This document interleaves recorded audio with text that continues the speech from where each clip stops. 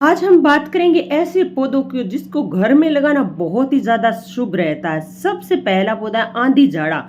ये कौटिल्य के अर्थशास्त्र के हिसाब से जड़ी बूटी और दूध से निर्मित ऐसे आहार का विवरण है जिसके सेवन के बाद पूरे महीने भोजन की जरूरत नहीं पड़ती। कहते हैं कि आंधी झाड़ा से अत्यधिक भूख लगन और अत्यधिक प्यास और रोग समाप्त किया जा सकता है। इसे लोग ज्यादा खाने के शौकीन और मोटापे से ग्रस्त हैं, इस जड़ी का उपयोग कर भूख को समाप्त कर सकते हैं। तो ये एक आंधी जाड़ा है, वो बहुत ही चमत्कारिक पौधा है।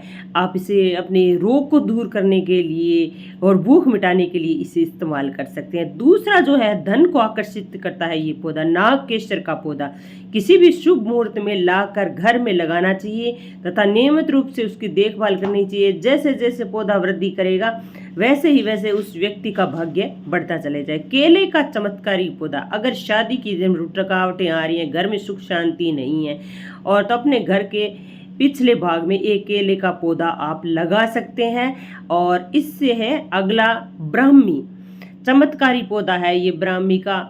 ये आपको दिल दिमाग संतुलित करने के लिए किया जाता है। कहा जाता है कि सही मात्रा के अनुसेवन से निर्बुद्ध त्रिकालदर्शी यानी भूत भविष्य वर्तमान सब दिखाई देने लगता है। यह दिमाग को शांत और स्थिर करता है। हत्था जोड़ी, ये भी एक चमत्कारी पौधा है। हत्था जोड़ी बहुत ही शक्तिशाली है, इसको अपने पास लोग रखते हैं, सम्मान देने लगते हैं।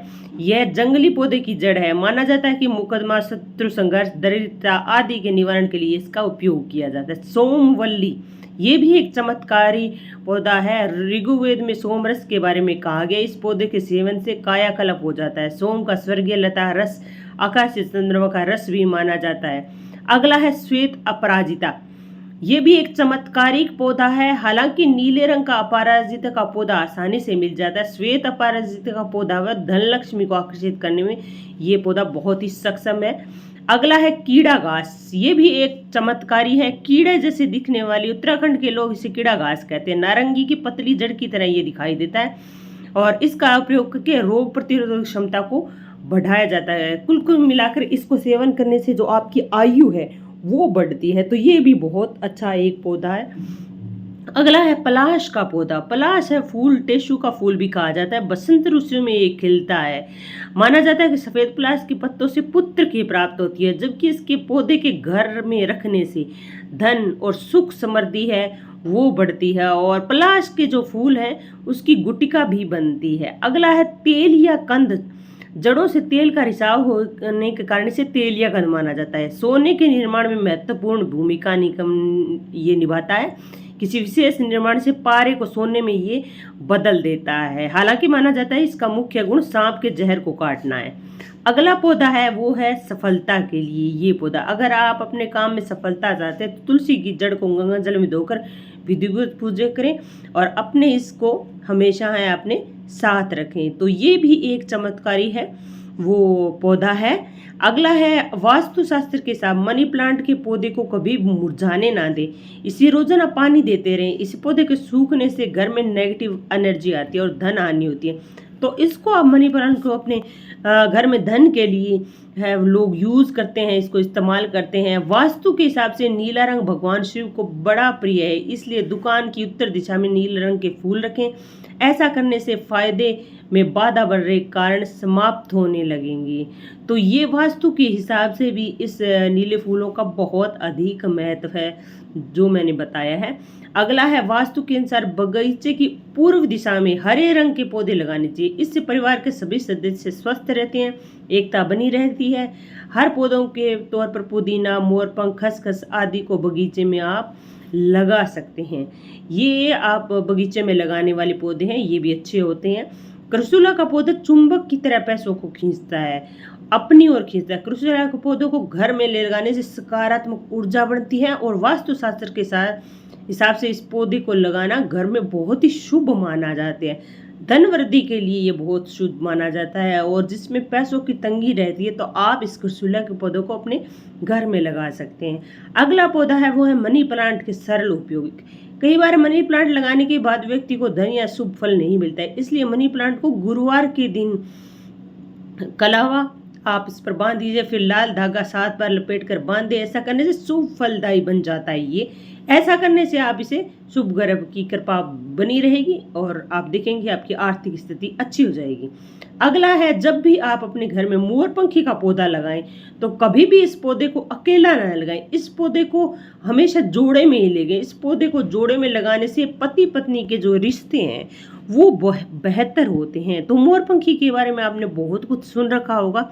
ये बहुत बेहद ही विशेष फलदायी है, स्पेशल रिश्तों के मामले में। जिनके रिश्ते खराब चल रहे हैं वो इससे अच्छे होंगे। अगला जो पौधा है एलोवेरा, एंटी फंगल तत्व होते हैं। स्कैल्प में होने वाली खुजली, रूसी समस्या को इसका जेल निकाल कर स्कैल्प की मसाज कर सकते हैं। 30 मिनट के लिए छोड़ दें या फिर माइल्ड शैम्पू में बालों को इसको मिलाकर धो लें। ये भी स्वास्थ्य की दृष्टि से ये पौधा हर घर में होना चाहिए, बहुत ही अच्छा होता है ये भी पौधा। अगला जो पौधा है वास्तु की से वो मैंने आपको क्रसूला बताया है।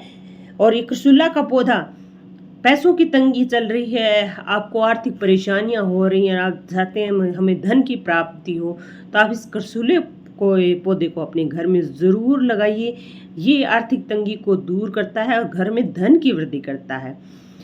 दशहरे के दिन अपराजिता के पौधे की पूजा की जाती है। पूजा के बाद उसके सफ़ेद या नीले फूल अपने पास रखने से जगह वो जीत मिलती है, यानी हर कार्य में आपको जीत मिलती है। इस दिन शाम समय के पौधे के नीचे तेल का दीपक जलाने से भी विपत्तियों का नाश होता है, यानी समय का पौधा भी घर में लगाना चाहिए। अब अगली चीज़ है वो है स्नेक प्लांट का इस्तेमाल अक्सर घर की सजावट के रूप में किया जाता है। यह उन कुछ पौधों में से हैं जो विषाक्त वायु प्रदूषक जैसे CO2, बेंजीन, जाइक्लिक, ये जो हानिकारक चीज़ें थे उनको ये है आपको ख़त्म कर देता है और आपके जो है घर को बहुत ही ज़्यादा ये आपका वातावरण को शुभ करते हैं। बहुत अच्छे ये पौधे थे। अगला पौधा है वो है तुलसी लगाने का नियम। आप जानते हैं तुलसी है वो बहुत है, उसके अंदर ऑक्सीजन की मात्रा होती है, घर को शुद्ध रखती है। और तुलसी है वो लगाना बहुत ज़्यादा शुभ है। तुलसी के पौधे के साथ हमेशा केले का पौधा लगाना चाहिए।